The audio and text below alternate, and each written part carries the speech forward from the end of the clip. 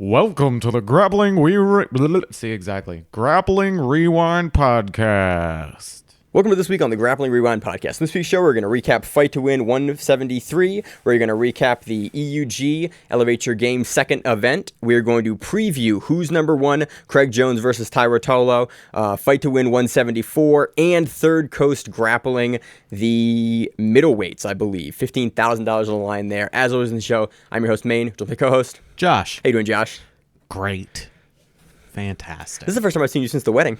Yeah, it's the first time you've seen me not stumbling around in almost 2 weeks. Yes, We had a good wedding. It was fun. It was an excellent. You killed it, Josh. time. We'll talk about that a little bit in the outro because I think you have a fun story or two that you can share with maybe the folks here. It was great. Josh officiated my wedding. If you didn't hear last week, I'm married now. It's awesome. It's everything I dreamed it to be. We got some fun grappling. Heck yeah. Any news? We've had some dropouts this week as far as like. Well, with Who's Number One, Keenan is off of that card versus Hasim Rida, and stepping in is fellow American Jiu-Jitsu, Legion Jiu-Jitsu competitor Miha Prejovic. Last time I remember seeing him compete was in the gi at brown belt versus Connor DeAngelis. I believe on the first Who's Number One because Keenan was also on that one. Yeah, that was back in beginning of 2020. I think it was the only other time we covered him like on the January. show. Yeah. He got his black belt in 2020 at some point very shortly after. No, Miha? Yeah. No, he got his like a month or two ago. Oh, I must have scrolled his Instagram today incorrectly. Connor DeAngelis got his, I think, in 2020, but Miha's was recent. You could go on YouTube through Legion's YouTube page and probably find within the last like month or so. Okay. Yeah, I must have got the dates wrong. So I think any other dropouts? I think anything not big that I for can news? think of. Had some changing in the titles in the UFC. That was fun to watch. Some disgustingly dislocated arms. That was fun to watch. Thanks, Paul Craig, for that one. Let's see what else. Not that I can think. Oh, Mikey Musumeci eats like a 6-year-old apparently. Lots of pizza. Oh yeah, so that's news because we're not really going to talk about it in the lead-up show. Who's Number One? Again, killing it with Flow Grappling. He's killing it with the preview shows. Josh was like, "Have you seen it?" I'm like, "I haven't seen it yet." Dude, not going to lie. go He's watch like, it. "Watch it." Mikey's good at making pizza. I will say that. But I saw the clip with like the entire freezer full of cheese. Yes, he talked about going to the store. He has to specifically order mozzarella, and then he goes in and pretty much just buys them out of cheese. And all he eats is apparently pizza and pasta. And he doesn't eat. He'll eat at night after all the training and then won't eat again until the next night. So, Dude has a weird apparently, to be a world champion, you have to eat 2 pizzas and a lot of pasta and just train. We'll cover him. We're going to preview the entire Who's Number One card, but the lead up for it has been great. And as always, like the promo material for it is just next level, and it's awesome. It makes me more hype for the fights because you kind of learn the story behind a lot of the grapplers. We're going to go into the more technical side of like who he thinks is going to win these matchups. But if you want more of like who these guys are, definitely watch that content because it's really cool and it's content that I would love us to be able to make a little more of when we kind of can. Yes. So, it's great. Other than that news, I reffed for the first time. Yeah, at like an actual like real tournament that wasn't like an in-house thing. You to talk about that, but you remembered all by yourself. That was fun. I was like, I didn't really fuck up that bad because I watch a lot of jiu-jitsu and understand like what makes a good competent ref. Not to like toot my own horn there, but I felt pretty good. I was like, okay, cool. Like I didn't do a terrible job. And the guy after the event, he was like, yeah, you did a great job. Like nice job. You can come back anytime. And I was like, awesome. That's a ringing endorsement. Or you really need refs or both. Yeah. So normally, normally you just at random tournaments, you'll have random people reffing, and they are awful. And it's good that you watch the amount of grappling and criticize the amount of grappling that you do. That was cool. It was cool to put my money where my mouth is for all the ref. Actually, I don't think really I usually talk too much shit about a lot of the referees, but it was cool to be able to like, okay, now like put your money where your mouth is, go do it at like a paid tournament where guys are paying to be there and like paying to compete and like you have to make hard calls and like, hey, you can't punch them in the face and like stuff like that. So it was fun. Watch some guys get their arms kind of messed up. It was a good day, all in all. Yeah. I did internet reffing on Sunday because somebody that we know, they were talking about, oh, hey, did you see that match and you see the DQ because of it? No. And then I watched it and I was like, oh, here are all the issues with what's going on right here. Yeah, that's usually what I send to you. So, all right, let's move into the recap section of the show. Josh, where do you want to start? You start with EUG, or you want to start with fight to win? Let's go fight to win first. All right, so moving on to our recap of fight to win 173. Which one to start with? There are 3 matches that we're going to talk about this one. Kendall Reusing versus Talita Nogueira, Pedro Dias versus Joao Miyao, and Lucas Pinheiro versus Paulo Miyao. Where do you want to start, Josh? Let's just start with Kendall and go from there. Dope ass sub. Hell yeah. What I was noticing was with Talita Nogueira, she's more of like the old guard of black belt women jiu-jitsu, and it takes her a while to like get moving. Yeah. And with Kendall and a lot of the newer women black belts, or especially in Nogi too. I mean, yes. and kind of echo the same thing you see. Like they come out quick, like especially like they're Clay on the move. Yeah. And Talita was not ready for that at all. And you could just see it, like Kendall just had her way with Talita. Like she just went through, just not dive bomb. That makes it seem like she did it recklessly, but she just came forward. Really, really heavy knee slide pressure there, and then got into the top of the quarter guard and just kind of like hunkered down. Mm-hmm. And started cinching it up and was like kind of looking for the back, kind of looking for mount. And then was like, you know what? Let me just sync up this choke right here, and I'm just going to squeeze. Really kind of odd angle. I love the camera position on the hand here, because you could see she had her, and the commentary picked up on it too, like where the hand was positioned behind the head to put pressure down, because it was a really like, if you're not familiar with Kendall's game, it looked kind of like a goon choke, but you could see, like, I loved where the camera was, because you see where she had her body positioned, and like, it was a really interesting head and arm from like the top of 3/4 guard. Yeah. You don't see it finished like that very often, because most people don't have the control to like stop someone from flattening back out there and making you have to go flat down. A lot of times, and Kendall started doing it too, is you use your chest to keep their back up. And once you really like sink in that choke, you can kind of drop down and get behind them enough to keep them there. And that's exactly what happened. Like Talita wasn't going anywhere. Yeah, and you can see her kind of start to move, but like even the hand was up in place for like the head and arm there, and it was beautiful choke. Yeah, it was great, really quick too. I think like less than 3 minutes. Something like that, yeah. Was it an 8-minute match, I think? 7 or 8, something like that. But it definitely wasn't obviously the entire length. It was maybe. I think there was 4. I think there was 6:30 left on the clock, and I forget if it was a 10-minute or 8-minute match. I do not remember. I watched it this morning before I went to work again, and it was just quick. Yeah, really great sub. Any other pieces on the match? There's not much to say. Like, we pretty much covered everything that happened. Love to see more from Kendall. It's great to see her. Of course, yeah. I really am looking forward to her doing trials, because like she's one of the top bigger women. It's going to be interesting. I'm wondering if Gabby's going to do it again or not. The female plus 60 kilogram division. If she does not, I think that just completely blows open who could win. And we have a bunch of people. We have Kendo, we have Clay, we have even Baby.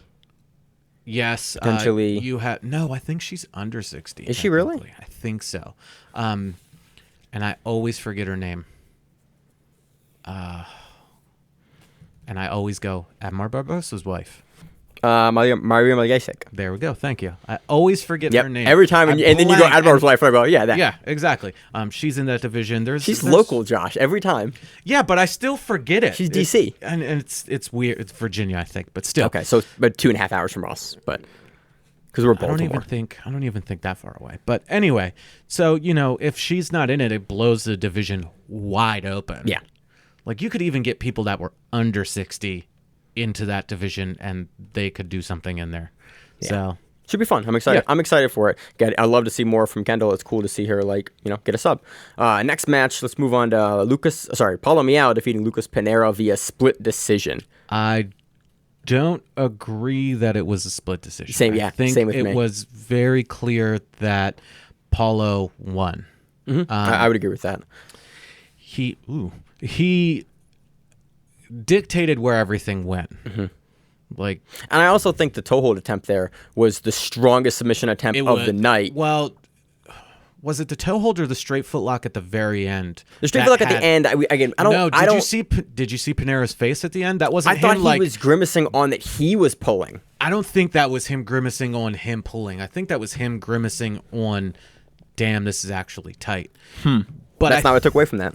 I think that Paulo could have made it more clear of him winning if he would have come up more from a lot of his Berimbolo positions. Yeah, that first Berimbolo position kind of, Pinheiro got like not wise to it, but got more cautious in the entry. And then once Miyao actually ended up getting the butt grip, what do you ever call it? Like the inside the pant grip, which the illegal grip in UAE. Thank you, UAE, for that. No, F that, brother.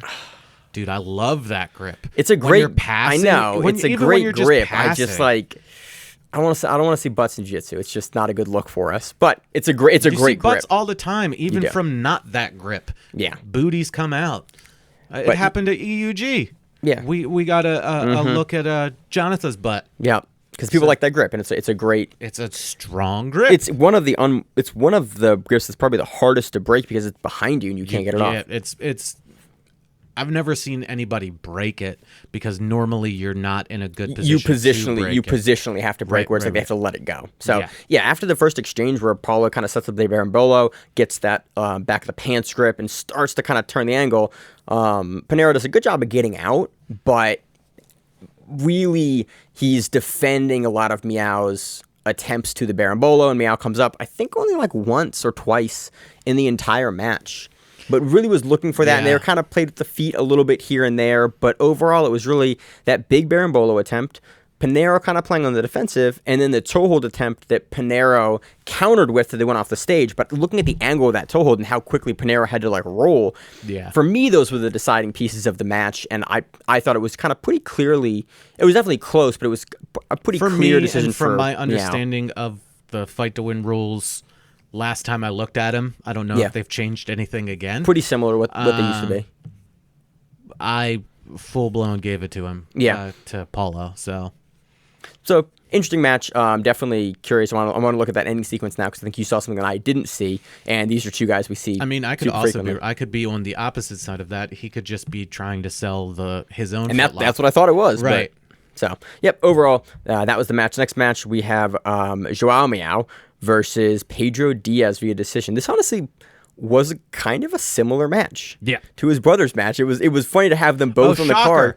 The twins had a similar match. The guys that have the exact same game, bottom and top, they have great I wish they would pass more. Now I can understand why Paulo wasn't really trying to pass Lucas Pinheiro's guard. You know, that's a hard task, and Lucas is really good at just coming up from the guard Lucas is position. so used to fighting bigger guys too. He is. Well, yeah, that they were different weight classes technically. Yeah, I mean Pinheiro is a guy that can make Rooster like no problem, not too hard, and Miyao is not making Rooster. Yeah, like at this point in his career, especially he's in Masters now, like not making Rooster. Old man, they're both technically in Masters. Yeah, but they both like one of them competes adult, one of them competes Masters, and they kind of swap it.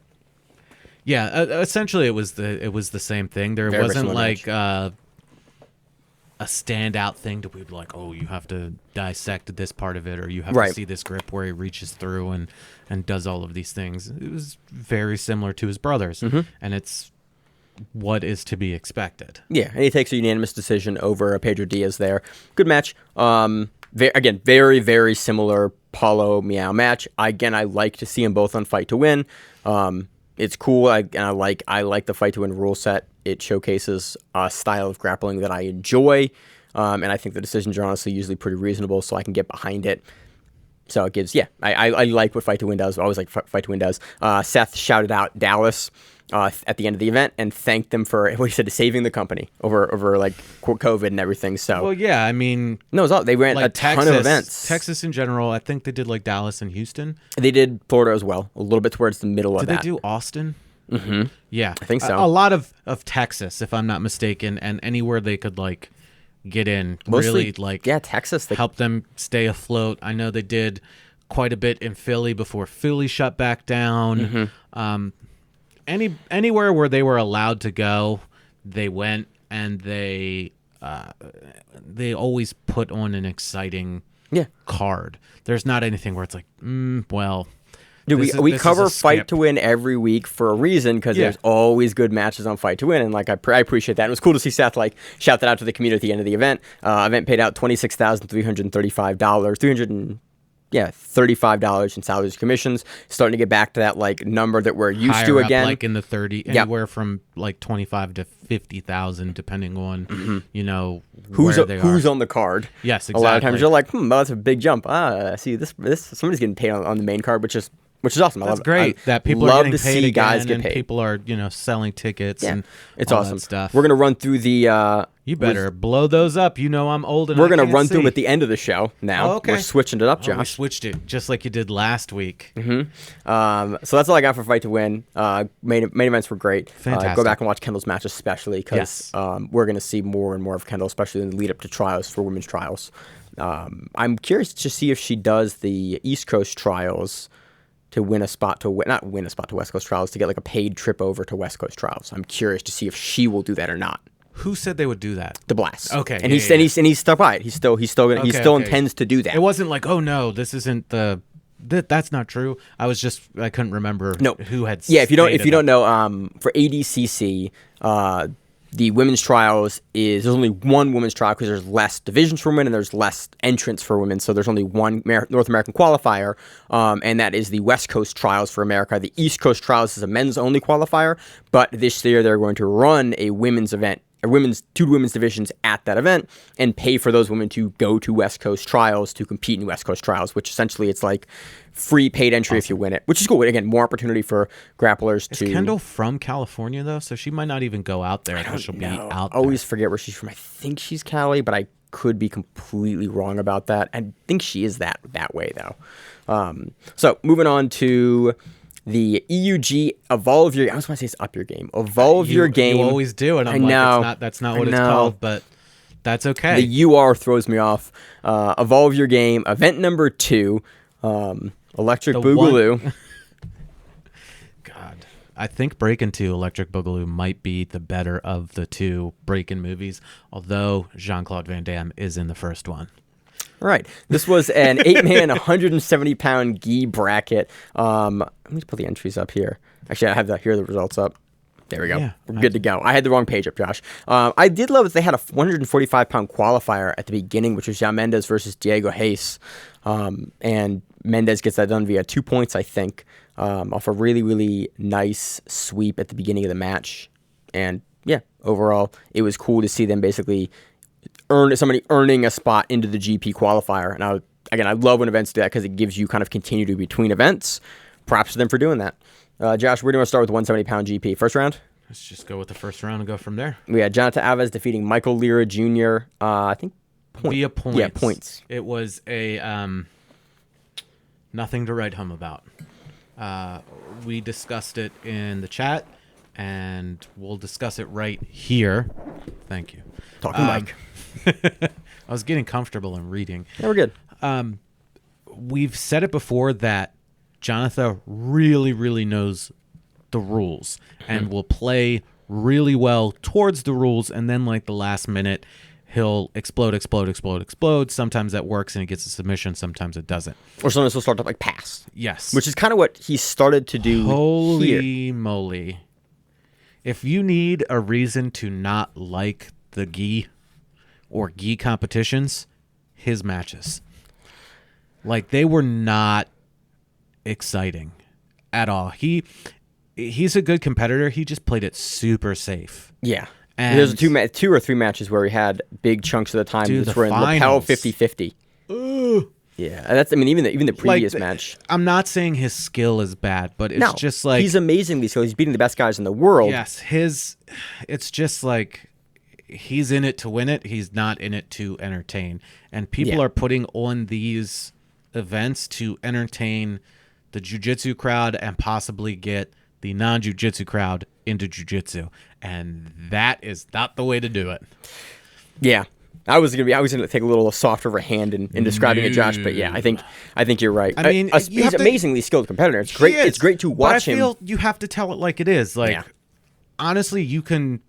up until the finals, you can just skip it. Just know he's in the match, and then he won. He gets 2, and he's very crafty with how he gets 2. Absolutely. His grip game is as always looks amazing in the Micael Galvao match, in the in his Johnatha Gracie match. You know, it looked great. Like, he was on point. He got to his grips. He held to his grips. He stayed on his balance. He would do exactly what he needed to do to avoid stalling. And even then, I think there was 2 matches where he got called for stalling. When there was double stalling calls where it's like, I think even in the Johnatha Gracie match, he throws his hands up at one point and goes like, I can't do anything. I'm just in lapel 50-50 and he's on the bottom and I can't get out of this position. There's nothing I can do here. And eventually after like a little bit of time, they restarted them. Alves looked great, but wasn't super active. He won as usual. It wasn't appealing to the eye. As Gordon said in his Joe Rogan interview, no-gi is the way of the future when it comes to professional grappling. And his matches kind of proved it. Like, I still love watching gi jiu-jitsu. I will watch gi jiu-jitsu every day and twice on I watched Sunday. all these matches, and there was stuff to take from it. It's just really hard for like the show and audio to explain. Like, there wasn't a whole lot of stuff that's going on. I can talk about. I got my points off of a sweep and just kind of hung tight. Let's talk about 2 matches. The Tainan Dalpra match versus Carlos Paredes. God damn, he came out quick. Yeah. Go on. Was this the triangle? I think Tainan shoots a triangle immediately, and then I think eventually he gets to the back and finishes a rear naked choke. And it was just like, oh, Tainan came. It was very funny directly after the Johnatha Alves match to have Tainan come out and even Micael Galvao in this event came out guns a-blazing. The match I really want to talk about is the Micael Galvao versus Tainan Dalpra match. We'll get to that in a second, but we'll finish off with Micael Galvao submitting Damian Nitkin via rear naked choke. Holy shit. That kid, somebody lit him on fire before the match and was like, still a brown belt. Go. And he oh God, he beat the brakes off of Nitkin. It was like a 3-minute match. Like, Was it even 3 minutes? Maybe. It was very quick. It was very quick. He just went through and just got his positions, got to the back. Didn't even have the full-blown arm under the neck, but who cares? And then just finished that regular, rear naked choke grip. And, oh, God. His move to the back was slick. He got from quarter guard, stepped over, stepped through. He got like the little bit of the gift wrap there and turned it over, and then it was on the back and then just going to work. It was... I said it last time. The kid is frightening. Yeah. Go back and watch all his matches here in this event because it's great. Watching more tape from Micael Galvao has just been great. Watch his match versus Andrew Tackett. Like, to see what he can do versus another scrambly, like wrestler, like tough up and comer in Tackett, and to see how Galvao could deal with him just puts it into perspective of like the level that he operates on. It's again, like Josh said, it's frightening. He's frighteningly good, and he is out there and going to finish you, and that excites me. Oh, there's a little bit of news. His dad, Melky, is affiliated with Fight Sports now. That's cool. Like, I was reading that earlier too. Because he was repping Fight Sports, which I was obviously about. Yeah, but now like I think his dad has a school in Manaus, and I think they're technically under that Fight Sports flag as well. Cool. So yeah, and then dude, Micael Galvao versus Tainan Dalpra. Now we can move on to the semifinals. Yeah. The speed at which he just like he throws caution to the window, and those are those exciting gi fighters, the ones that just go. That's where Cisneros got announced for Emerald City. Speaking of other exciting fighters in the gi and no gi, I guess his leg isn't as messed up as we thought it was. That's what Zach and I were talking about on Friday when I saw the announcement pop up. Man, no, he's like uber aggressive. He wants to finish. Honestly, it's why he lost this tournament, because he wanted to finish and didn't just accept the points. because if he would have settled and come up on top in the finals, we're getting ahead of ourselves. We'll talk about it in a second. Let's talk about the Dalpra match. Yeah, dude, he caught Dalpra in the triangle in the last minute. So he was like trying to pass the entire time, just going for it. Like recklessly, and not abandoned, not recklessly in the sense of like not a wipeout trying to pass the guard, unskilled recklessly, but just like I am gonna take huge risks here because I know I can get out of it if I need to. He was going 140 in a 25-mile-per-hour school zone. That's how he was going.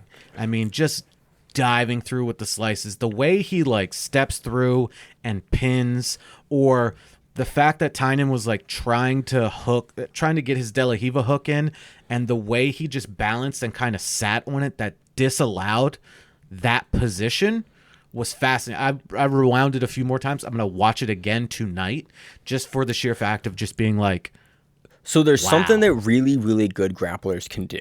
And it's a combination of footwork and balance, and Galvao has both of them. And it's he can dynamically land on a position or on like a leg or on a hook or on a grip, have the opponent eat the weight, and then adjust off of how they balance him to his advantage. The way he would just drop his head in and just get underneath and just cause pressure, it was fantastic.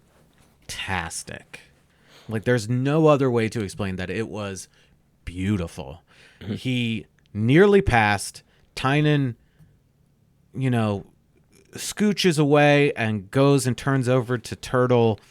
And what does Galvao do after a couple of seconds? He just starts attacking him. He's trying to get his back, trying to get his arm, and he gets rolled over. And you see the AOJ corner like screaming for two, and it's like, no, there's no guard. There's no... And that was good on the ref there. I was like, oh, they could call that wrong. And then the ref was like, yeah, no, we're good. We're good. And props to them. And you could see Guy knew, but he still wanted his guy to get two anyway. Dude, he was like, always, as a corner, you always need to advocate for your fighter, whether it's correct or not. Like, right. It's your job to advocate. He knew, but he was like, I'm still going to go for it. And the speed at which Colabate's gum chewing accelerated. I mean, he was just gnawing on it when that was happening, and he was like, why no two? And I'm like, well, because it's not two, but keep on keeping on. And at the end, Tainan ends up in a triangle that Galvao just shoots out of nowhere. Out of nowhere, he's trying to armbar him while he's doing it. It's all of that, and it's like, okay, it goes decision. Galvao obviously won, and if anybody thought any different, shame on them. Yeah, like that obviously went to Micael Galvao. Mm-hmm. And also. Correct us if we're wrong, and we are wrong a lot. Mm-hmm. They kept calling him Mika, and I wonder if it's Micael. I think it's Micael. I'm gonna call him Micah because I think Howell, who honestly I usually go to for the pronunciations because he's pretty good, calls him Mike. Maybe he calls him Mika. I think it's Micael or something like that. It's not pronounced like Michael. Everybody's been saying Ruotolo differently now too. I talk to them. I know what they're Ruotolo. Like, it's like... No, there's not they don't pronounce the extra L. Again, watch the countdown to it, and you'll hear, like, the announcer Ruotolo? And other people, and they, like, change the way the O and the U go together in the beginning of it.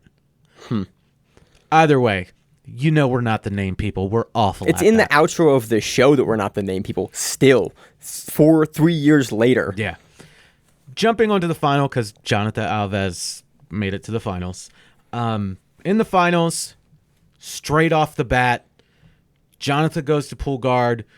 Micah tries to dive bomb through with a knee cut, misses it, gets turned over into guard, and that's kind of where we sat for the entire match. Mm-hmm. And it was kind of as a takedown. It was kind of as a sweep. Which it was. It was. Okay. He was going through. Johnatha had established guard. He had a leg in the way, and he came up. That's technically a sweep. So the thing was, and what I discussed earlier, to Galvao's detriment, he was trying to submit, and there were multiple times where he could have just come up from being on top, especially being caught in 50-50, where he could have gotten the 2 points, he would have scored last. And that if you score last in EUG, the last person to score in a tie that's wins, your advantage. Which I do like. It's a great way that. Well, it's because it adds action. There's always an incentive to be scoring. Yeah, because if you didn't score, I'm gonna wait for the clicking to stop. If you didn't score, you're now just waiting for the other guy to win. Right. So, okay, the other guy scored. Well, maybe I'm up an advantage. No, that's not it. The other guy scored, which means he's winning right now. Yeah. I think it's a great way to do it. I think it is really great. Again, Micael Galvao just... I think it's like those tiny little things that he hasn't had as a black belt competitor. He's on the level. Don't get me wrong. Oh, yeah. But he's not even a black belt yet. He's not even exactly. in quotes here because he's been beating black belt since he was like 13. A blue belt. But still, so he hasn't had that like upper echelon level of competition to face. And he doesn't try to game the system. He tries to win. Which I appreciate. Tries to finish. Which is why we're always going to cover him every event that we can find that he's on.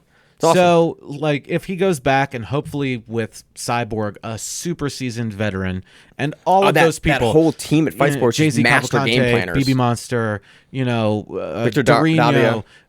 All of those people are going to be like, okay, look, watch this. Next time, come up, get your points, and then get moving. Like, just to like put the pressure on him, especially if you do something like this. I would love to see another EUG somewhere in that weight range. Even I think 45 higher. is next, probably. Well, I'm assuming because they did the qualifier for it. He's doing 85 at what's it called? Who's number one? He's doing 85 Third at Coast. Third Coast.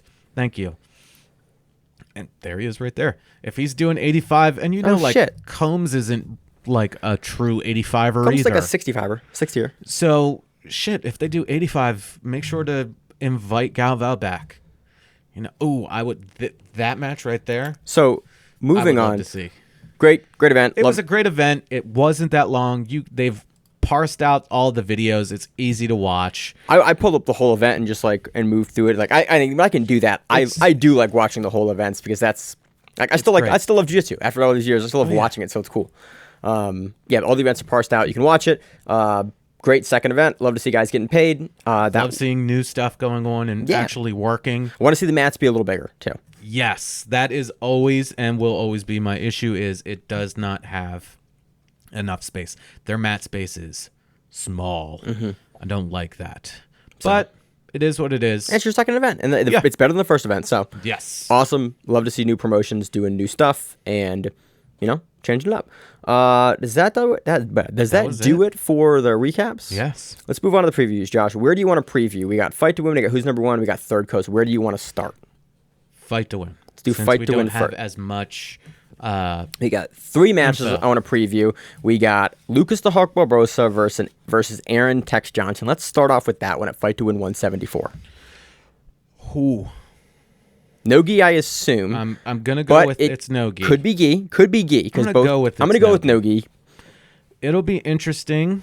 We know what Tex is going to try to do. Break your leg off with either an ankle lock or a heel hook. Yeah. And Hulk is Hulk. So I'm hard leaning on Hulk. He's had the far better success as of recently than Tex has. I think I think Tex is probably smaller. We can say that Hulk is actually the smaller guy in this match. Oh, he is, isn't he? I think both in weight and height. Yeah. Johnson's a big guy. He's an ultra heavyweight. Yeah. I think that probably Tex will pull here. He'll try to get... Oh, you don't say. Hey, look, man, I'm trying to preview the matchup here. I think he's going to pull. I think Hulk will probably end up getting around. Although I do see him at Tex getting his leg at one point and me going, as Barbosa turns and rips his leg out. I think Hulk's going to play for the distance. Yeah. He's going to play at the top of the hands with Tex seated and reaching up. And then he's just going to be really good on the movement on the outside. I think he's just going to try to go around. Mainly Toriando passing, cartwheel stuff passing. Like that, yeah. Throw the legs out of the way to get them out of the equation completely. Mm-hmm. Or, Hulk's going to drag him down. Apparently has a great guillotine. which we haven't seen in a little while. But he's going to grab his head and try to squeeze it really hard. Yeah, I don't really foresee a submission in this one.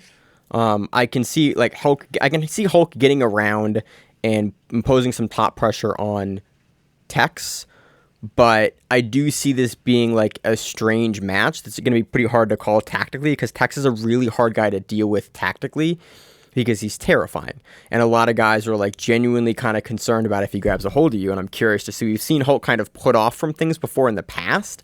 I'm curious to see how he approaches Tex.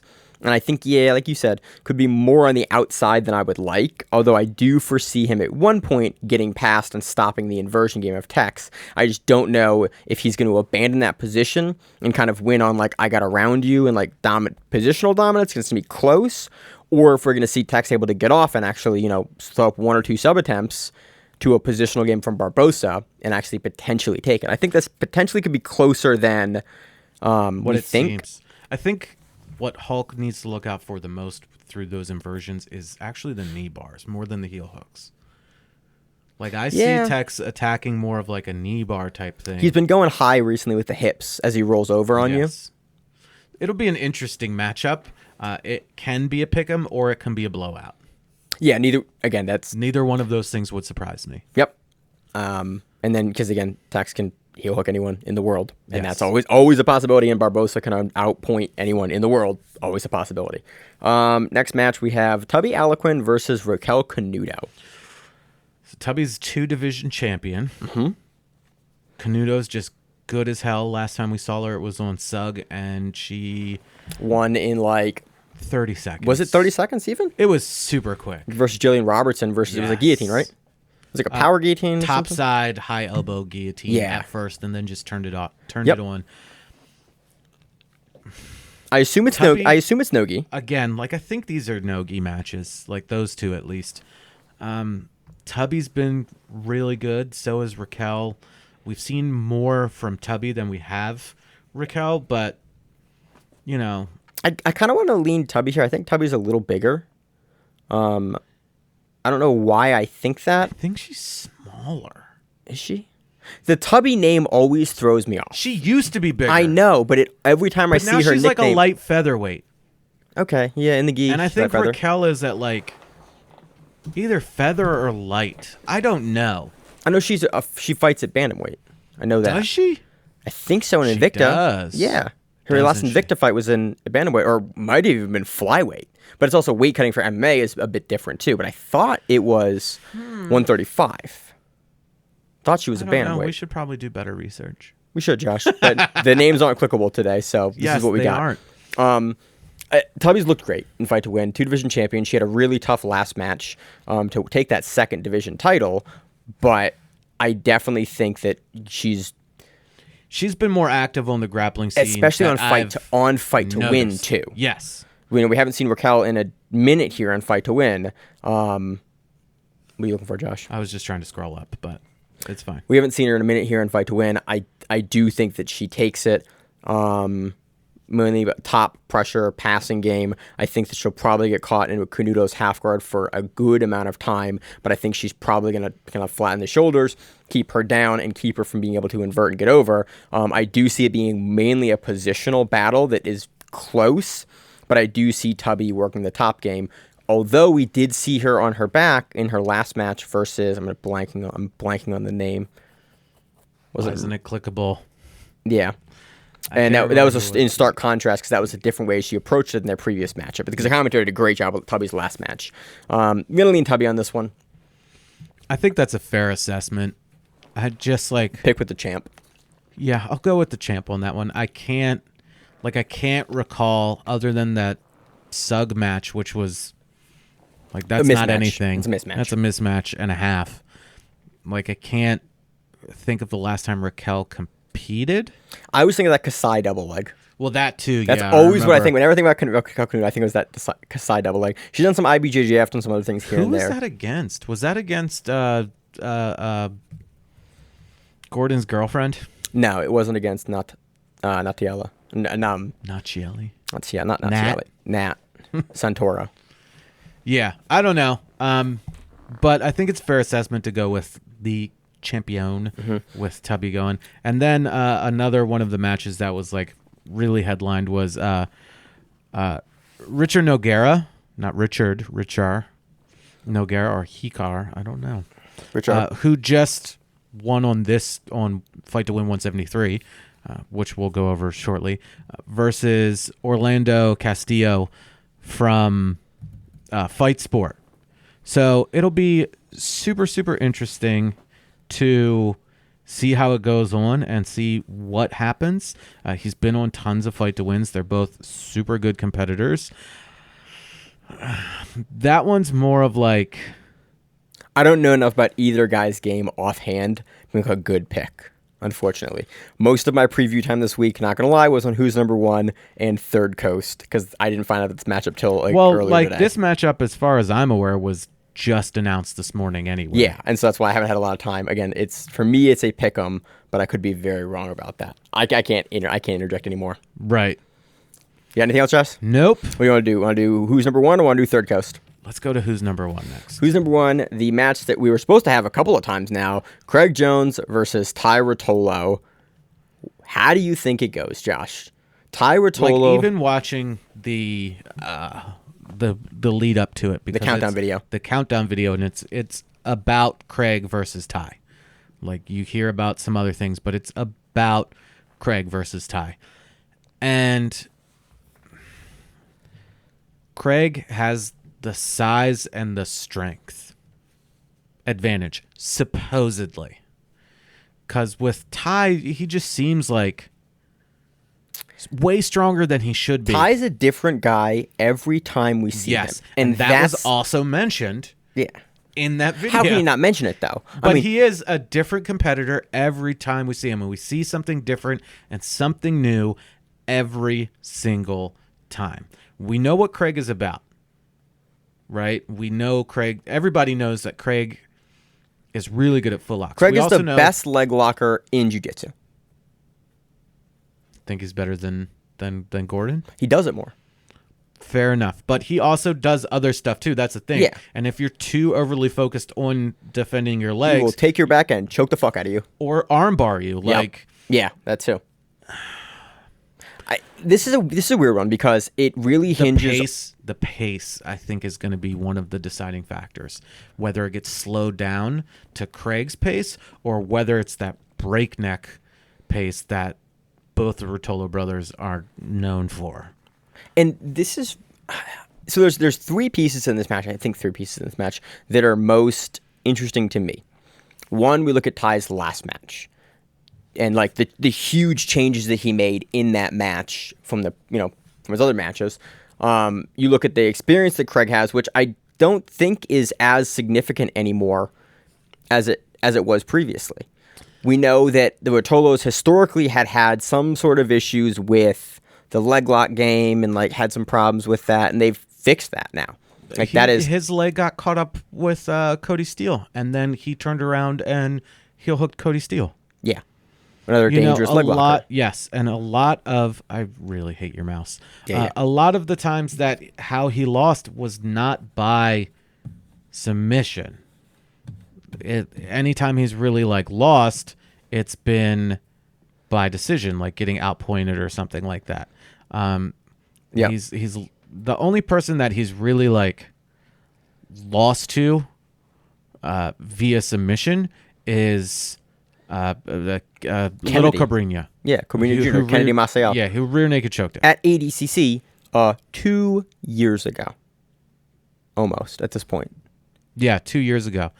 I like how they keep saying that, oh no, that's how math works. They were like, oh, he was 16. I'm like, yeah, but he's like, that was like 3 years ago. But I'm like, no, it was only 2. He's 18. Yep. This is a tough match. This is one of the hardest matches to pick, period. Yeah. They've also had a ton of time to prep for each other. They've had, 6 months plus? They've had a lot of time. This match has been made twice already. Been canceled. Now it's really happening. They've had literally 3 camps at this point for each other. The camps have had camps like, it's Atos versus DDS. Those camps have fought each other forever now. A bunch of times. Like, I want to lean Jones here because I think Jones plays a more consistent game, and he is more used to the firepower a guy like Tye will bring. Because people have tried everything against Craig Jones, and he's used to it. Like, he's fought Tex Johnson, he's fought Vinny Magalhaes, he's fought Micael Galvao. Like, he's trains fought with Gordon like, and Nicky Rod, and he had that thing on Tough, and with Volkanovski, and all. Like, Craig is going to be able to weather whatever Tye throws at him, versus a lot of the guys that Tye has faced recently had more of an issue. They were able to weather it, but more of an issue weathering the pace, the speed, and how strong he has gotten. He has a little bit of unorthodox game. I'm curious to see if we see kind of, not a reversion, but him moving back to the leg pinning game versus Jones. I don't necessarily think he will, because I think Jones will use any contact he gives him. I just don't see a scenario in which Tye gets past Jones's guard repeatedly to implement like a top game on him. I just can't believe it's like 6 days away. Yeah. Not even 6 days. I can't math. 4 days. Yeah. So I think that Jones takes this via like an ugly, weird decision. I think Tye is going to engage, and have a hard time getting going. I can also see Tye getting the judge's nod here via an ugly decision by just being more active, and Craig is never able to like work. But if there's one thing Craig Jones does better than almost anyone else, is if you engage really hard with him, he's going to get you.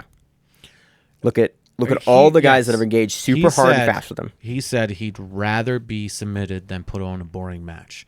So, other than the Toquinho match, which was boring, he's going to come in. He's going to try to make it exciting.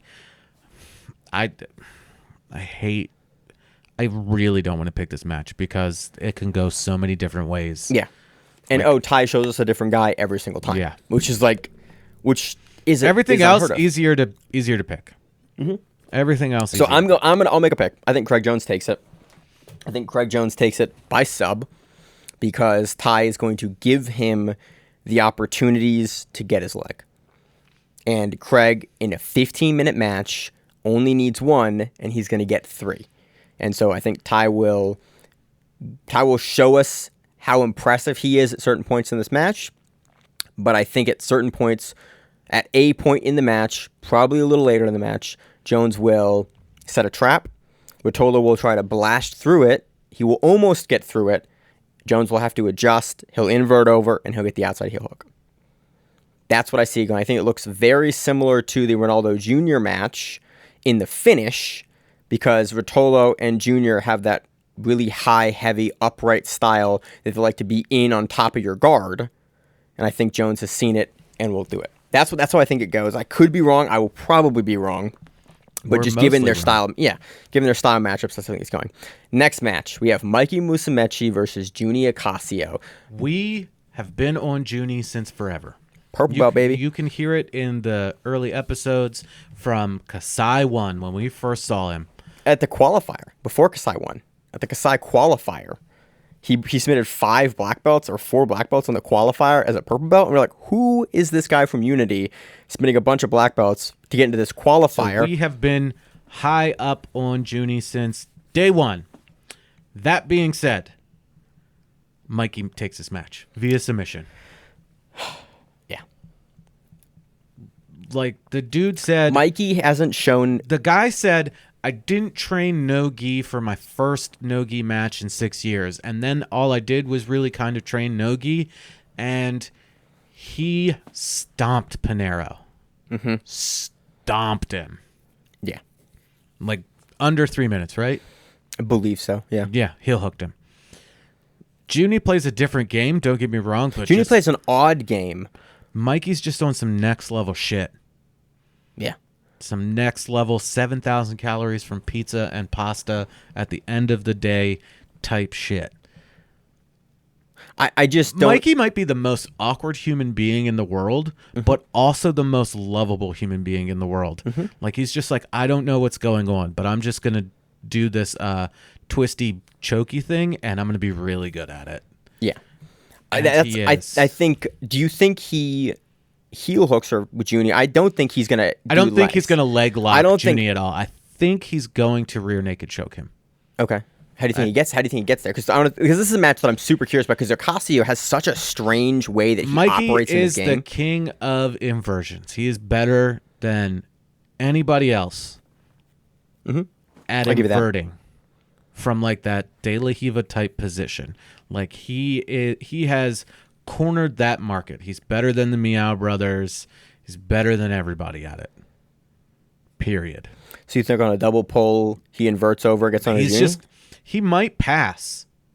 Who knows? Or they might double pull, but Mikey will engage from that double pull. He will get underneath. He will clear his feet, and he will get underneath of him and take the back and choke him. I don't think he's going to get a triangle. I think he's trying to move his way through the submissions. That, or he randomly, for some reasons, like, it'd be a good idea. I'm going to wrist lock him. Jesus. Yeah, but that's what I see it. Like Mikey, again, Pinheiro was the solid number one, and then Mikey came back in and then just took it, stomped him. Yeah, and it's so hard to pick against. I mean, Mikey went up and had a match with fucking Muhammad Ali, and like didn't give a shit. Mikey is such a hard guy. If you're within 40 pounds to pick against, like legitimately, if you're close to his weight, it's hard to pick against him. If you're much bigger than him, it's different. Like we've seen him get crushed before by significantly bigger guys and submitted. Yeah, but he weighs but they're 130 like 100 pounds bigger than him. Yeah, that is not Junie. Junie's a solid bantamweight guy. We've also seen Junie just like get some shit out of nowhere. So it's not like Junie's not a threat in this match. No. But it's so hard to pick against Mikey. So hard. That's really what. Yeah, I think a better way to put it. It is far too safe to pick Mikey in any match versus anybody. It's like the safest thing to do. I agree. Next match we have Rafaela Geddes versus Aaron Harp. I'm going again. I'm not picking against Geddes until she gives me reason not to. Until somebody like rips off one of her arms and she only has one arm, or one leg, or like they compress her spine so she doesn't have a neck. I don't know. I'm not picking against Rafaela Geddes until she gives me a reason not to. She's going to come in. She's going to be her tough self, and then she's going to get to a point, and she's going to either catch a submission or she's going to make it the most gritty 15 minutes of Aaron Harp's life, and that's going to be that. Next match we have Cade Ruotolo versus Cole Franson. I think Cade takes this match. Cole is good. We've seen him multiple times. We've seen him at brown belt into black belt. I remember watching his match versus Bill Cooper, like probably 3 or 4 years ago, and that was what really, really turned me on to him. Was like, oh man, he's real good. We saw Cole like a month or so ago in Fight to Win, and he lost he lost, but it was like it was a really good. Very, very. I wouldn't say it was really close. Like I can't remember who it was against. Here, pull up his thing really quick. But his opponent started to run away after a certain point. I remember that match now. Yeah. Yep. And Cade Macedo. There we go. Yeah, Macedo. Thomas Macedo. Yeah. He just started running away with it, and. I think the pace that Cade pushes will do the same thing. Yes, because again, he and his brother are very similar in that sense of they just put this breakneck pace on. Even seeing him in the match versus Carlston is really what the match I want to speak to. Like the Darce took on Carlston at the last Who's Number One is like again showed us a different kind of guy, and like that rematch wasn't close. Like no. I think we both thought that Ethan took the first one, and then Cade clearly took the second one by sub. I think we see another Darce here versus Franson. Cade favors that Darce harder than his brother does. Tye will throw it, but Cade, it's a kind of a cornerstone of his game. Maybe we'll see him buggy choke somebody again. Oh God, that was him, wasn't it? Yep. It was Barch, wasn't it? He buggy choked Barch. Was it Barch? Was it Orchard? No, it wasn't Orchard. It might have been Barch. Huh. What a weird choke. Yeah. Next match, we have Andrew Wiltse versus Gabriel Almeida. I want to lean Wiltse here. Wiltsey has been competing more often than Almeida. Almeida didn't look great last outing at Who's Number One. He took on Nicky Ryan last time. Yeah, his escapes were on point. Like what he was doing to get out of that back control was really awesome. That foot positioning and like lifting up on the knee for like the weird knee bar escape out of the back control. The thing is, he's going to be coming forward on Wiltsey mostly, and Wiltsey's just going to Wiltsey's going to do some weird shit, and he's going to end up in a position, and I think Wiltsey cares far less about the positioning once he gets roughly somewhere where he wants to be than Nicky Ryan does. Ryan wants to work from a position that he wants to look for, and like he's not really going to open up too much unless he gets there. Wiltsey will get there, but he doesn't care. Like if he's half the way on, he's going to try to squeeze your face. Yeah, that's again. That's those dudes are gritty. Like Daisy Fresh guys. Yeah, the Pedro guys, submission fighting. Yeah. I think Wiltsey takes this. I think by sub. I'm going to again say he takes it by decision. That's how he's won the last few times. In these settings, he showed up at a smaller tournament a couple weeks ago and just blew through everybody that was there. You're world ranked at a smaller tournament. Yeah, it happens. Next match, we have Micael Galvao versus Oliver Taza. Galvao is definitely the smaller guy here, but not by too much. But I don't care. After his showing this last weekend at Elevate Your Game. Or when he went against... he was on the last one. Yeah. Attack it. Yeah. Attack it. Yeah, I think Michael takes this. I don't think he cares at all about his legs. I think he's just going to come in and just try to demoralize I think Taza. He's going to top game him. He's going to get on top. He's going to pass. We've seen Taza kind of struggle in the past with this. Guys that can get past. He's improving. And again, like even his last showing, like the last time we saw him really get outpointed from the top was by Tama. When Oliver Taza's match with Johnny Tama. Yes. And he got kind of put on the bottom. He really had a hard time at sections of that match getting out from the bottom position. And it was a weird kind of match, but Taza had been a little hot and cold here and there with that. I think Galvao and that camp will see that match and go, look at what Taza did. Look at how Taza passed. I think Galvao is quicker than Taza. I think he has maybe not more pressure than Tama. Maybe not more pressure than Tama, but he is quicker, and he can use that quickness very well. I think he's going to get on top of Taza. I think he's going to make it miserable, and I think he's going to present different. He's going to present a different puzzle than Johnatha Alves did against Taza. Last Who's Number One. Yeah. So a going to give you a pace that's no one else is going to give you. Dude, he's just going to pressure and just keep going. Yeah. He's in that same Ruotolo style, constant pressure. That's awesome. I love it. Yes. Next match, we have Miha Previc versus Hasim Rida. These are the free prelims, by the way. Facebook and YouTube. Watch them because they're free they're free. They're good. They were good-ass matches last time. Miha's stepping in on super short notice because Keenan strained his back or something like that. I think this is Miha's black belt debut technically, and what a fucking match to take. I am curious because they're both stupid tall. This will be Hassan. This will be someone. Miha's not as tall as Keenan, and Keenan is not as tall as Hasim Rida. Yeah. They both favor judo takedowns, but Hasim is so much bigger. I don't know. Miha's great at escaping. He's great at not getting submitted. And he's got good takedowns. He is judo black belt. Mm-hmm. But I don't know. We know Hasim has been susceptible to leg attacks as well. But we'll see. I'm favoring Rida in this match by decision. I think he's going to push a hard pace on Miha. But again, with Keenan's game planning, Keenan game plans really well, and he was preparing, and probably Micael was in the room a lot for the preparation of this match. There was probably a lot of discussions.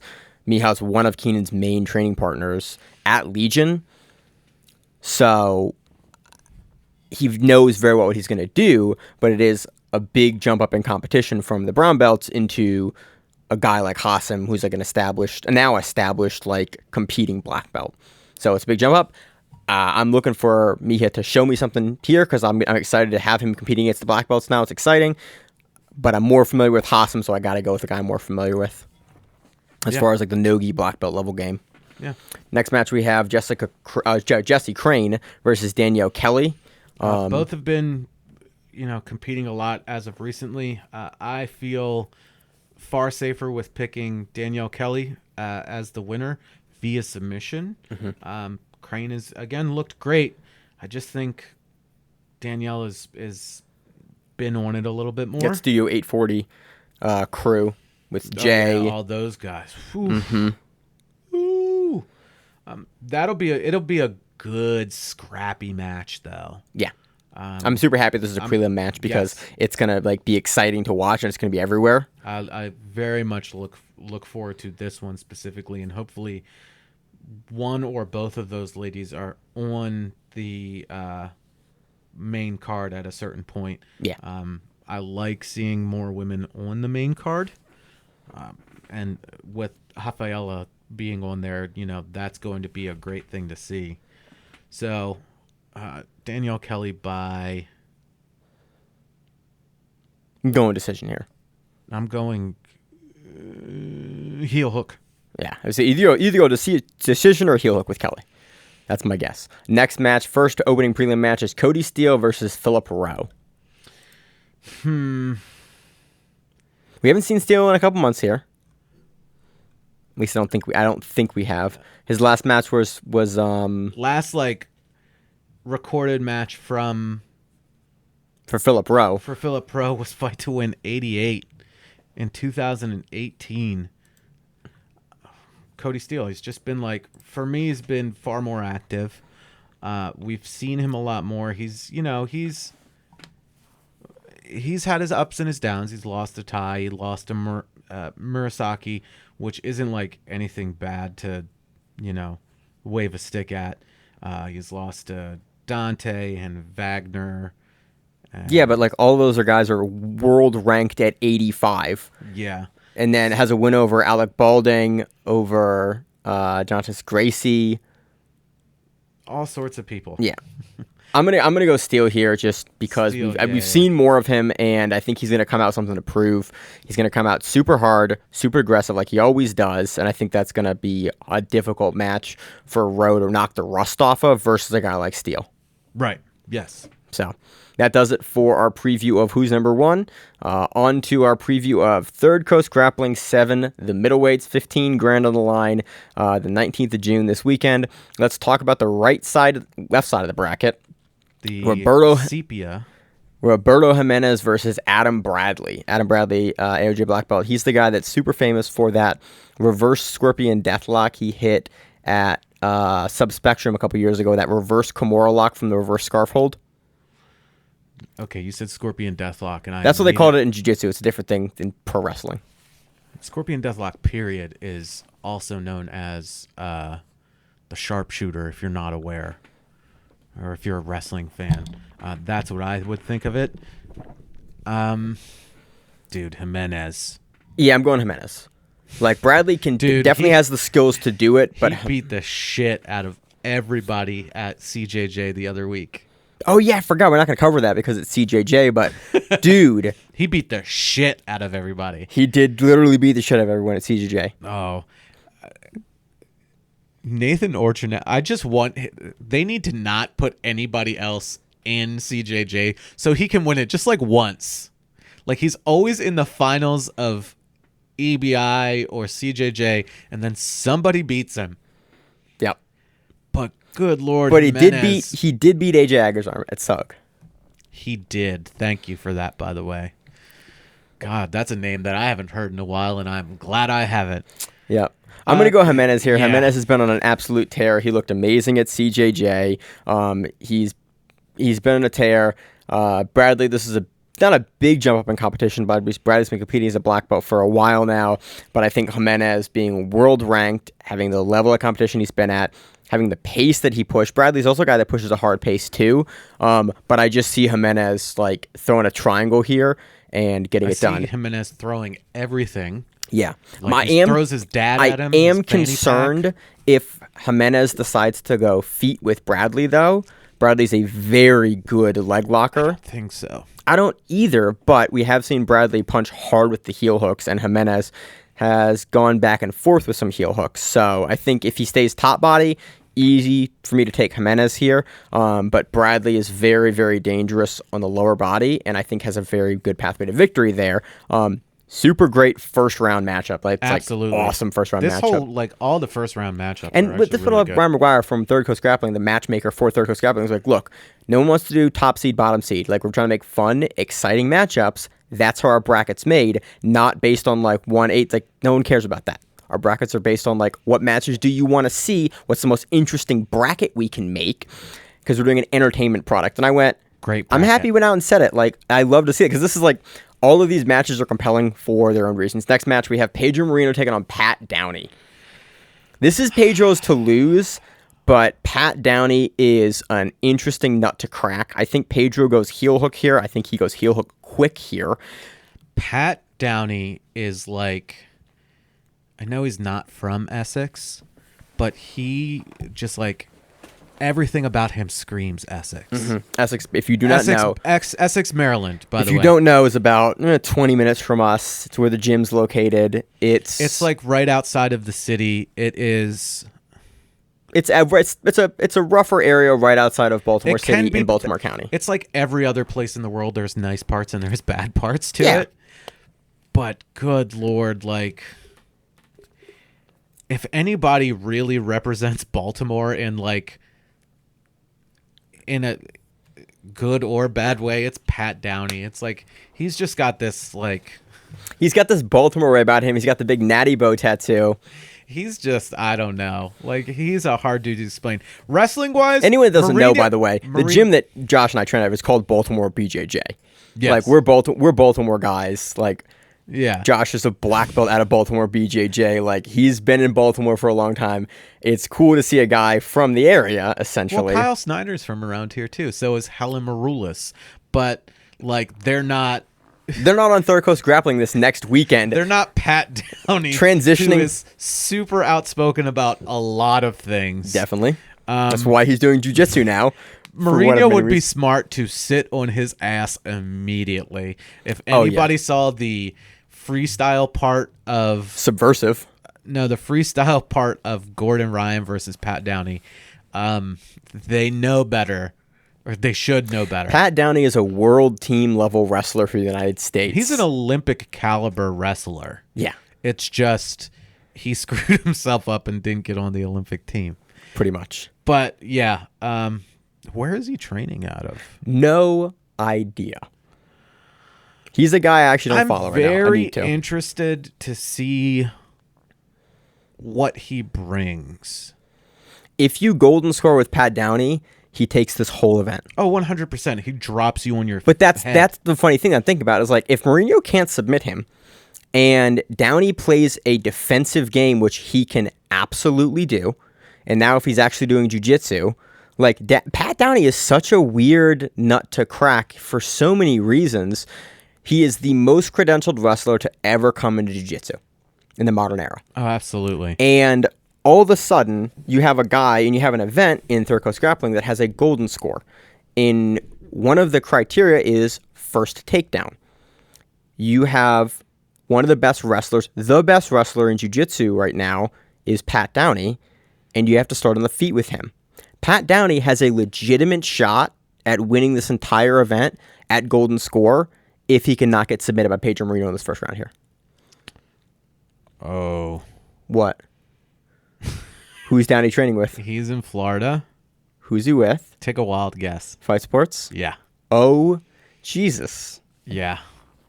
Take a wild guess with Fight Sports. What a great team for him to train with. Oh, God. If he has Cyborg in his corner, previous Third Coast Grappling and everything else winner, you're going to prepare him for the game. That's training with Wagner. Dorino, Cyborg, Matty, Baby Monstro, that whole Fight Sports team. Oh, my God. This is an interesting matchup. I'm sorry, but Pat Downey's pictures are hilarious. Josh, on to the match. Sorry. Where'd you point? I pretty get sidetracked. It'll be I just had to try to figure out where he was going, but yeah. Oh God. So how do you think he goes? I think Mourinho heel hooks him because Mourinho that is what he's got to get. If not, because if Pat Downey body locks you, he's gonna do what he did. So, dude, he's so good with throw bys and stuff like that. And, oh, God, he can just, pick you up and... So, Pat Downey's a weird guy because he can actually pick you up from the gut wrench, from the ground, and he can lift you long enough to have it count as a takedown or have it count as a sweep. So, it's this weird... He can do stuff that other people in jiu-jitsu physically and technically cannot do. He can just do stuff. He's just strong. He's wrestling strong. Yeah. Which is, a whole nother thing. And if people... have not dealt with legitimate wrestlers, not this guy wrestled in high school, Olympic level wrestler and higher level wrestlers. These guys have absolutely zero issue with gable gripping you from your waist when you're flat on the ground and lifting you up and tossing you. Yeah, the Karelin move, the Karelin lift. Yeah. Which is, it was named after the guy for a reason. Alexander Karelin. Yeah. So that's what I think. I think Mourinho takes this just because he knows what he has to do, and Pat Downey is less experienced in the legs than Mourinho, a notorious, really good heel hooker.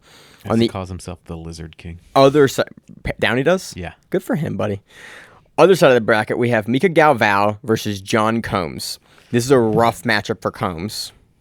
Holy shit. This kid... He just doesn't stop competing. Back-to-back days, by the way. Go. That's right. He's doing Who's Number One, and then the next day. But it's both in Texas, right? Yeah, both Texas. So, one's in Austin, one's in Houston. Okay, so he's I don't know the distance. About 3 hours. Okay, yeah, not terrible at all. He's got one match and then possibly 1, 2, 3, so 4 matches in total. I think he's the only brown belt on the card. Downey doesn't count. Yeah, that's correct. Everyone else is a black belt. He's a black belt in wrestling. Mm-hmm. He's beyond that. I mean, he is. Galvao. Yeah, Galvao. I think it's a tough match for Combs. There's such a tough match for Combs. I love the way he competes. He's gritty. But I think that's going to be fight of the night until we get more into the bracket. That's going to be fight of the night. Mm-hmm. Because I think Combs is going to come at him with a pace like Galvao comes at, and they're going to clash at the beginning. There's going to be guillotines and all sorts of other shit. I think they'll trade guillotines here. I think Combs is going to come out super hard, knowing what he has to do, and he's going to catch Galvao, and Galvao just blasts him, and Galvao is going to show us some toughness, fight out, and then put Combs on the ground and go, "Welp, I can't let you do anything else," and that will be the match. And that's how I foresee it going, because I think Galvao. That's just the dynamic of the matchup. I think Combs knows he's got to come out early because he's not going to be able to weather the storm for the entire match. He's going to come out hard, put Galvao in some trouble, and then Galvao is going to run. And then he's going to... Although he might be able to get it to golden score and then just, nab a takedown on him. I'm very much looking forward to this card. Mm-hmm. I think Galvao takes it. Is it 15 again? I think it's $15. Because it is on Fight. It's not on. It is not on Flow. Last one was worth it. I was happy to show. Happy to show. Oh, they have Josh Palmer now commentating. Who else is commentating with him though? I don't know. Because if we have kind of the same commentary team plus Josh Palmer, it's going to be a mess. I don't think so. Talk to Josh a little about the commentary. It seems like it's going to be awesome this time. Is what I'm looking forward to. Next match, we have Gustavo Batista versus Pedro Rocha. How are those guys in the middleweight bracket? Rocha's not that big. It's not Joao Gabriel. It's his brother. It's Pedro. I'm aware, but I didn't think either of those guys were Batista's the only middleweight here. He always competes at middle heavy. This is MMA middleweights. Yeah, but middle heavy in the gi is like 190 something. Okay, and you got to cut a couple of pounds. I don't know. This is also a really like, these are like the pure like jiu-jitsu dudes. Yeah, they put the gi guys on the bottom right. We're gonna put the two gi guys together. Batista. He's been like world champion. Batista. I don't remember the last time he lost.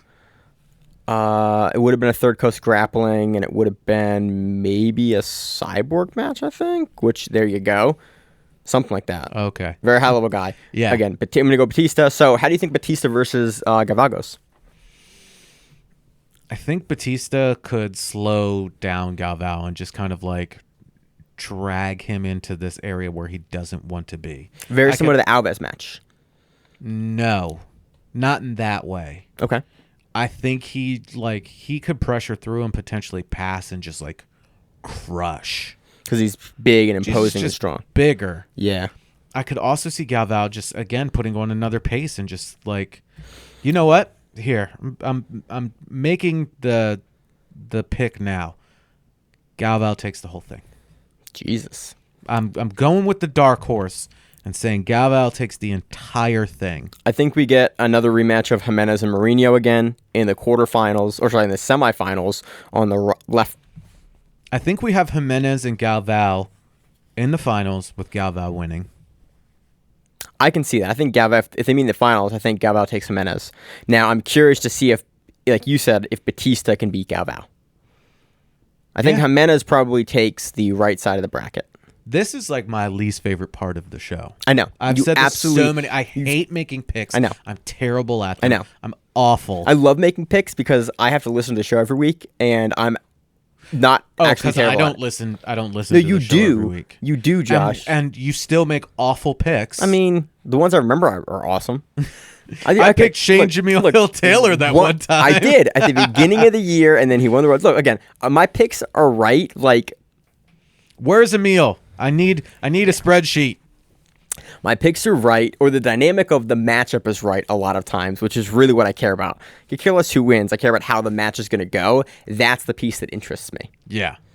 So that does it for our preview of the middleweights for Third Coast Grappling. Going to be a great event. Worth your money. Going to be dope. Always good. These guys are putting it on the line. $15,000 to the winner. Get a couple of friends together and throw $15. I'm going to do that. That's what I'm going to do here. I'm going to go home and watch it because I'm going to leave work. And you're welcome for showering, by the way. I appreciate that, Josh. I left work, immediately met the wife and kids at the pool, and was still in like all my work clothes and building up all of my funk from the day. Gross. So I was like, I got to shower and I got to get out of these clothes. So let's move on to the rest of the results for Fight to Win. Josh is blind. So I am blind because I'm old. That's what happens when you get old. You scroll down. I'm going to get this camera from outside. Seeing. Hey, that's A-okay. You have Paulo Miyao defeating Lucas Pinheiro via split decision. Kendall Reusing defeating Talita Nogueira by head and arm choke. Joao Miyao defeating Pedro Dias via decision. Hikar or Richard Nogueira defeating Vinny Sains via triangle. Marcos Tinoco defeating Rodrigo Lopez via ankle lock. That was submission of the night for the black belts. Maine didn't say it because he wasn't here. Jinho Kim defeated Sean Joseph via decision. Rustin Brown defeated Kelly Rundell via banana split, which was fantastic. Awesome. Love seeing that. Yes. Love seeing that finish. When's the last banana split finish we've seen? It's been like 6 or 8 months. I haven't seen one in a long time. Last time I saw somebody finish one, it was Shimon. Exactly. Jeremy McCombs defeated Greg Hamilton via decision. And that was Friday the night for the black belts onto the brown belts. Sorry, the Thunder's. Yeah, I had a time-lapse camera going outside, and I was like, this will get ruined in the rain. I need to get this very expensive camera right now. That's why Maine ran away. Thomas Gulagowski defeated Mark Francicuti via decision. I butchered that one, but I don't care. Anthony Robinson defeated Rob Parrish via armbar. And that was submission of the night for the brown belts. Jeffrey Robinson defeated Jairo Bautista via knee bar. Tristan Gazal defeated Kevin Calhoun via decision. Jeff Horn Jr. defeated Thompson Maricano via decision. And that was Friday the night for the brown belts. Keaton Standridge defeated Nicholas Burgle via decision. On to the purple belts. Lawrence Trotter defeated Ryan Riley via decision. That was Friday night for the purple belts. Pedro D'Souza defeated Zach Taylor via toe hold. Submission night for the purple belts. Michael Jordan defeated Jesse Tober via decision. On to the blue belts. Colette Steed defeated Ariana Lopez via decision. Elazar Guardiola defeated Alexander Leon via decision. Francis Bull defeated Ryan Bunch via armbar. That was submission of the night for the blue belts. Name was drinking. Abraham Montag defeated Rhinel Quintero via decision. Maverick Hatcher defeated Nelson Brians Jr. Devin Brown defeated Zane McKell via armbar. Tommy Matheson defeated Jared Allenson via decision. James Gonzalez defeated Nate Barunda via knee bar. Christopher Moreno defeated Chase Lake via split decision. That was Friday night for the blue belts. Camilo Latore defeated Caleb Mack via choke. On to the kids and teens. Carlos Sainz defeated Zachariah Davis via armbar. Zoe Castrano defeated Zoe Delgado via split decision. And that was Friday night for the kids and teens. Elizabella Lopez defeated Dahlia Coyle via armbar. That was submission of the night for the kids and teens. Gustavo Santos defeated Evan Weiss via ankle lock. Kaio Sainz defeated Bryson Castillo via rear naked choke. Michael Sainz defeated Josh Fortado via decision. Andres Cellular defeated Dominic Aoki via choke. Levi Anderson defeated Michael Mora via armbar. Tristan Sainz, every single Sainz in the world apparently is on this card, defeated Anthony Olivas via decision. Catherine Lowe defeated Catherine Galaposo via choke. Sofia Delgado defeated Hope Russell via decision. Diego Viquez defeated Michael Francis via decision. Lucy Rose defeated Honor Villarreal via decision. Lily Rain defeated Kaylee Emma Clemenke via armbar. And Joseph Brunson defeated Colton Clements via choke. And those are for our results for Fight to Win 173. That wraps it up for everything, doesn't it, Maine? Yeah, pretty much. Moving to the outro section of the show. That is this point right here, yeah. Mm-hmm. What are you doing this week, Maine? Working. Yeah, working. Somebody's back to work after back surgery. Yep. I had back surgery. I had back surgery, Josh. Yeah, I'm back to work. I'm married now. I got to change insurance stuff. That's fun. Who has the better insurance? Both of us. Oh, you both have equally good insurance? Yeah, but I have better dental, so I got to fix that. You can do that. You can do partial insurance. I know. I didn't know that. I know how that works. I didn't know that. I've never married. My wife has way better insurance. I've never been married, Josh. I don't know. I'm learning all this stuff. Dude, filing court paperwork for marriage, super easy. You go in, they go, boop, boop. You want a copy? I'm like, yeah, $550. I'm like, okay. And they you hand spend you $35 total. It's great. Dude, it's done. You just Did do you it. mail all that stuff in already? I went to the courthouse. I walked my ass up there and handed it directly. Oh yeah, I should pick up my copy of that. You should that do that, Josh. I told you I would get it from you next time I saw you. You did. That was a podcast. Yeah. That's so good. yeah, you're almost 2 weeks into marriage. Like a week, yeah. A week and a day. 2 days. Oh yeah. See, the podcast threw me off because you were talking about it, but that was literally the weekend. That was afterwards. literally 2 days after I got married. Yeah. Nothing changed. Yeah. Lee thought you were married already. I mean, we kind of were already. Yeah, you guys have been together forever. Yeah. For a long, long time. Yeah. It's been good. Everything's good. Everything's exciting. Anybody wants a bottle of liquor, Maine will ship it across state lines illegally. Jesus. He has a lot of it. we got lit at the wedding. Oh, I was open. It was open bar, and Maine doth giveth, and Josh doth receiveth. Josh, there's a great picture. I'll post it somewhere. Please. I'll post it somewhere. Post it as this week's of picture. Josh officiating the wedding, and then 2 to 3 hours later, passed out with the thumbs up in the grass. Look, people kept asking if I was okay, and I was tired of talking to them. Yes, I drank a lot. Yes, I might have thrown up a couple of times, but I didn't want to be bothered. I just needed to be left alone and let the bugs just eat me alive. Mm-hmm. So I made sure to fall asleep with my thumbs up, and it worked poorly because they were, are you sure you're okay? My thumbs up, I should be fine, but here you are talking to me. Yep. I threatened to heel hook somebody. My best man. Yep. Not your best man. I didn't threaten to heel hook him. Who's the heavier dude? Yeah, Dan. No, different one. Different roommate. I only had one roommate there. That was in college. Did you have another roommate at another time? Nope, it was a just in heavier college. looking dude. Just Spencer. Long story short. Native American? Chayton. That's the guy that came over. Yep. Didn't live with him. Oh, okay. Somebody said it was your roommate, and I was like, oh, well, I threatened to heel hook him. Yeah.